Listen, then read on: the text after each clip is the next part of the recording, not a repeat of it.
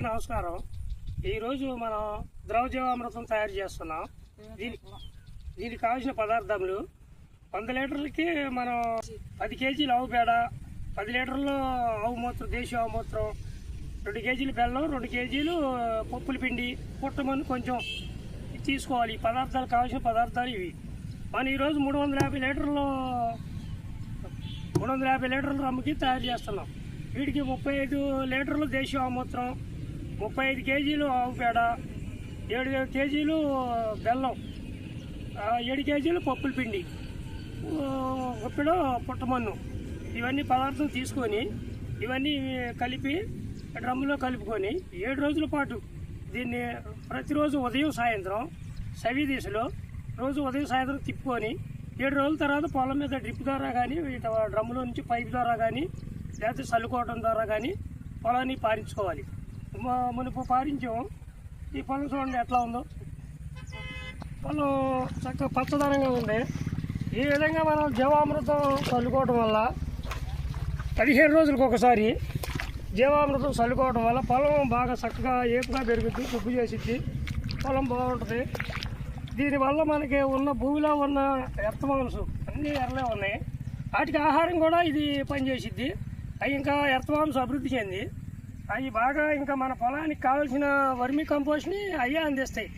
దాని ద్వారా మన పొలం బాగా గ్రోత్ పెరిగి మనకి మంచి పంట దిగుబడి వస్తుంది.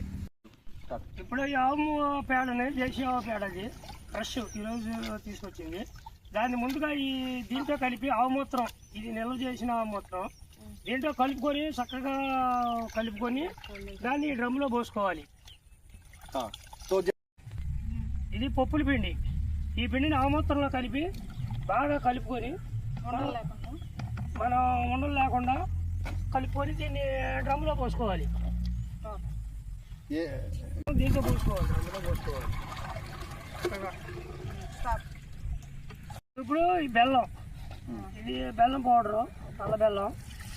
ఈ బెల్లాన్ని కూడా మనం మెత్తగా కలుపుకొని దీంట్లో ఆవుమూత్రంలో కలుపుకొని ఈ బెల్లాన్ని మనం పోసుకోవాలి, డ్రమ్ములో పోసుకోవాలి.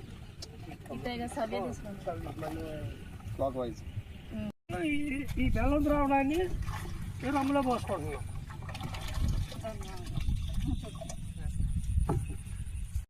అన్ని పదార్థాలు కలిపిన తర్వాత సవి దిశలో తిప్పుకోవాలి. బాగా కలిసేటట్టు ఒక 3 నిమిషాలు ఉదయం సాయంత్రం రోజుకు 2 సార్లు అట్లా 3 నిమిషాలు తిప్పుకున్న తర్వాత అట్లా 7 రోజులు తిప్పుకోవాలి.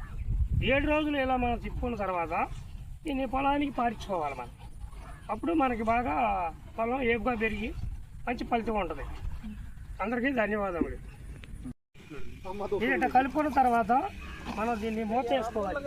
దీని మీద వర్షం పడ్డా కానీ నీళ్లు పోకుండా, కూడా దీన్ని పాడు చేయకోకుండా, ఎండ తగలకుండా దీన్ని మనం మూత వేసుకొని దీన్ని ఇట్లా చేసుకొని ప్రతిరోజు వచ్చి తీసేసి మూత తీసేసి మళ్ళీ కలుపుకొని మళ్ళీ మూత పెట్టుకోవాలి. ఈ విధంగా